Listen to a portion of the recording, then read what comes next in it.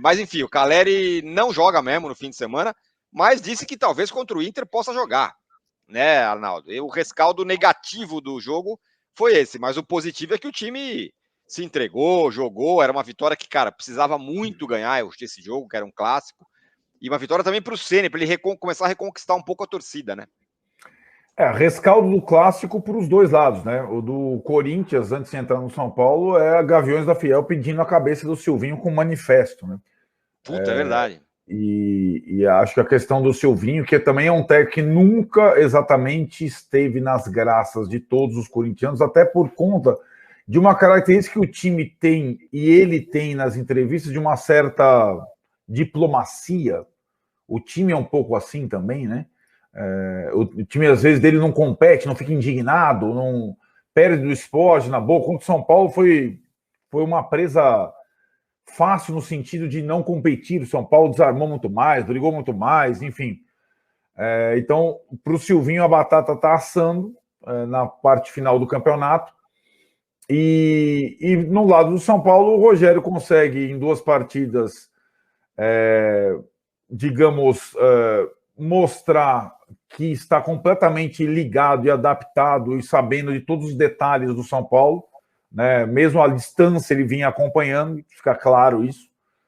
E acho que a questão do Caleri é mais uma dessa temporada do São Paulo, que eu acho que foi um dos principais fatores de obstrução do trabalho do Crespo. Ele não soube conviver com isso, ele não soube lidar com isso, a questão do preparo físico e das lesões, e elas continuaram, né? Hoje estão contundidos os 2 principais atacantes do time, os 2 argentinos, Rigoni e Caleri.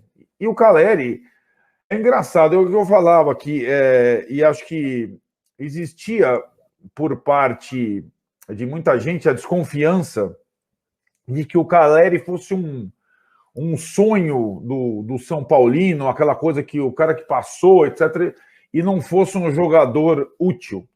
O Caleri, as passagens dele pela Europa, pelos times pequenos da Europa, elas mostraram, de fato, poucos gols, mas muitas partidas e quase sempre a titularidade. E em relação aos outros atacantes do São Paulo, não tem a menor comparação. O Caleri é um centroavante que bate em zagueiro, incomoda, forte, malicioso, tromba, antecipa o Gil. Então, assim, ele jogou 3 partidas no Morumbi com torcida, né? Uma com o Crespo, 2 com o Rogério Ceni. O cara fez 3 gols, são 5 pontos numa vitória num clássico. Tipo, o cara acabou de chegar, cara. Então, é uma diferença muito grande. O Caleri, se tivesse chegado antes, o São Paulo poderia ter condição de disputar as eliminatórias nas competições, que ele não conseguiu, né? Por não ter também atacante, por não ter definidor, nem contra o Palmeiras e nem contra o Fortaleza, né? Então, eu acho que ele deixa o time do São Paulo muito mais perigoso, é uma outra situação. Ele aprofunda o time do São Paulo, ele empurra o zagueiro adversário e o time adversário para lá, ele consegue marcar pressão. Então, é um atacante muito útil. Machucou, agora vai fazer falta, como está fazendo o Rigoni, mas o Ceni consegue, assim, já dar uma cara diferente, um esquema diferente, 4 no meio de campo, e uma organização, digamos, uma organização mais constante do que o Crespo vinha fazendo com as alterações táticas e de substituição partida a partida. O Ceni tentou mexer o menos possível do Ceará contra o Corinthians e deu certo, e o São Paulo, de fato, mereceu ganhar o clássico do primeiro ao último minuto na partida contra o Corinthians.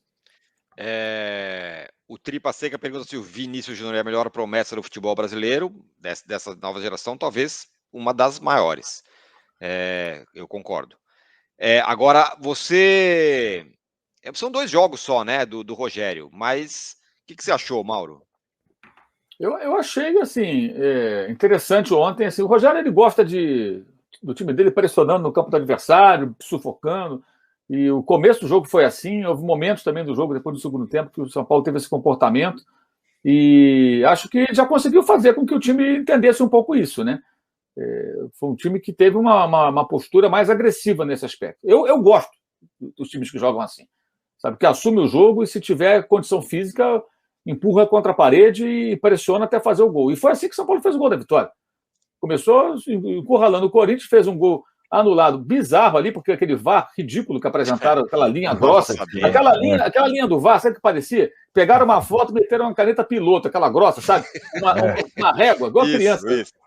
Uma régua, aquela piloto, aí pega uma régua, pega o azul e o vermelho. Uma linha grossa pra cacete. Que porra de impedimento é aquele? Não dá para ter conclusão nenhuma daquilo, gente. Que coisa ridícula. Ainda mostram aquilo pra gente na televisão. Apareceu na tela. Tá bom, e aí? Porra é essa? Não dá para entender o que é aquilo, né? E logo depois o São Paulo faz o gol, quer dizer, não se abalou com o gol anulado, continuou pressionando, a jogada de novo pelo lado esquerdo, e o Corinthians no final ali teve um certo draminha para a torcida do São Paulo, que estava 1-0, mas não levou nenhum perigo, só bola na área, até que o Volpe deu uma saída errada do gol, aí deu um sustinho. Meu pai do céu. Né? O Volpe mesmo quando ele vai bem, ele vai mal. Ele saiu daquela maneira, ele deu um susto, mas a defesa afastou o perigo. O Corinthians não criou nada. E me impressiona o Corinthians ter contratado os jogadores que contratou. Tudo bem, não tinha o Fagner, não tinha o William, São Paulo não tinha o Luan, não tinha o Miranda, não tinha o lateral direito, o Igor Vinícius, não tinha o Rigoni. São Paulo tinha mais desfalques do que o Corinthians, né? Teve que improvisar mais, teve que jogar com o Orejuela. Aliás, que horror. Dois passes que ele deu para a linha lateral, que coisa horrorosa. Ele olha para o lado, ele joga a bola aqui no meio. A bola sai rolando. Nem parece um profissional. Será que o agente dele gostou dessa jogada? Treinaram junto no parque no fim de semana, que ele não estava jogando? É de sacanagem, né? É uma brincadeira, cara. Mas, enfim, o São Paulo fez um bom jogo, o Corinthians me espanta assim. Começa o jogo, permite que o São Paulo jogue contra as cordas, toma um gol, não vale, toma um gol, vale e continua a mesma coisa. Aí, depois de muito tempo, sai para o jogo, mas muito timidamente. Uma postura que é isso que está incomodando o torcedor do Corinthians. Porque era um São Paulo enfraquecido pelos desfalques, com o técnico no seu segundo jogo. E o técnico, que é uma situação muito curiosa, porque o Rogério ele é o maior ídolo, talvez, da história do São Paulo, é um dos maiores, sem dúvida alguma, né? Mas ele voltou ao São Paulo depois de um certo desgaste. Né? Então, você tem ali um cara que, sabe, assim, brigou com... É o cara que brigou com a namorada que ele é apaixonado por ela, mas brigou com ela. Então, gosta, mas está zangado. E ela também está zangada com ele. Aí pinta uma chance de fazer as pazes. Quem ofereceu essa chance? O Corinthians.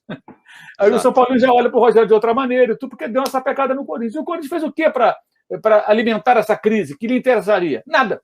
Nada. Ficou ali, acuado. O Gil muito mal, muito mal. É mesmo, muito, né? Impressionante. Eu gosto muito dele, mas ele tá faz um tempo já, né? E aí entra uma outra questão que o Ronaldo fala bastante, que é a faixa etária de muitos jogadores. Exatamente, média de idade. É um time mais velho, que é um outro aspecto que é importante, que tem que ser visto. Mas o Silvinho, assim, eu acho que já está na hora dele apresentar mais, né, gente? Sim. Apresentar mais. Pois o Rogério, no segundo jogo, apresentou mais do que o Silvinho consegue mostrar, e está lá desde o começo da temporada. Sabe? A sensação que me dá é que a torcida ficaria numa boa, na medida do possível, com o Silvinho, que tinha aquele time lá do começo do ano, que ia não cair, que estava uma loucura. Eu falei, pô, então vamos apostar no Silvinho, quem sabe?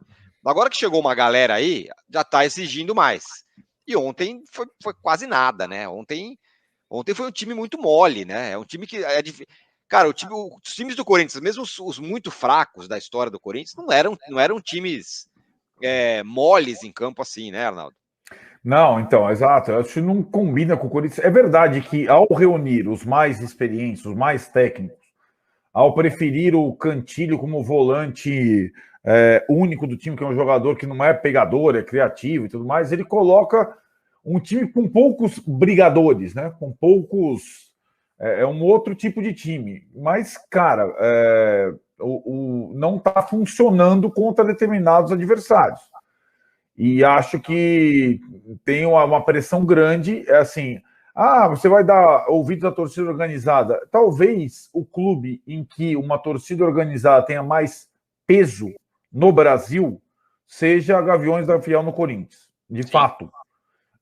Então, eu acho que e agora o público está no estádio, né? E a Gaviões da Fiel, digamos, dita o ritmo do estádio do Corinthians. E acho que, vários colegas setores do Corinthians estão relatando a pressão em cima do Silvinho. O Silvinho, um tanto quanto acuado, depois de perder. O clássico tem peso gigante, né? Porque quando ele foi enfrentar o Palmeiras, não sei se vocês lembram, era cogitada a demissão do Silvinho no jogo contra o Palmeiras. Precoce, mas o time acabou de chegar, mas o time não estava vencendo em casa o Juventude, outras situações, e aí o Palmeiras deu aquela sobrevida. O clássico tem esse peso, tem peso 10. E aí ele ganhou o clássico, o Roger Guedes brilhou, e aí parecia que estava tudo bem. Bastou ter alguns outros tropeços, atuações pálidas, e um outro clássico, perder por outro rival, para essa desconfiança retornar, né? E acho que ele é um técnico ainda muito inexperiente, né? Ele teve uma experiência no Lyon curtíssima, fracassou, voltou, e agora ele pega um clube que é um turbilhão sempre. Não é fácil, não. Se você olhar o resultado, foi 1-0 o jogo, né?